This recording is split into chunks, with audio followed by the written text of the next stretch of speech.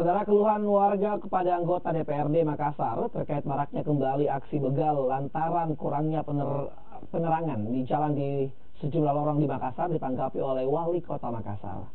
Iya, Wali Kota Makassar Muhammad Ramdan Pomanto atau yang biasa disapa dengan Dani Pomanto ini berjanji akan segera menambah lampu jalan di sekitar pemukiman warga. Wali Kota Makassar menyadari lokasi yang gelap dan sepi kerap menjadi tempat beroperasinya pelaku kriminalitas begal.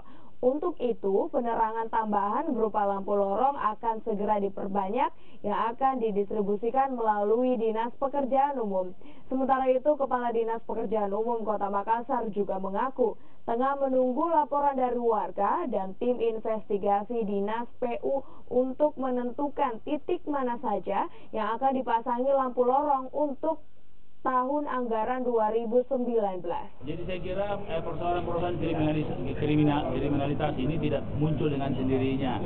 Selalu ada suasana yang kondusif untuk membuat kriminal. Misalnya gelap, sunyi, kemudian kurang orang atau mulai dari orang kumpul-kumpul. Nah, saya kira pemerintah kota tugasnya adalah seperti itu. Insya Allah tahun depan kita punya dana yang cukup besar untuk memperbaiki jalan, menambah lampu, dan merevitalisasi kekuatan-kekuatan sosial kita untuk mengantisipasi terjadinya potensi kriminal. Anggaran sini ada namanya pemeliharaan rutin, berkala, dan pembangunan baru.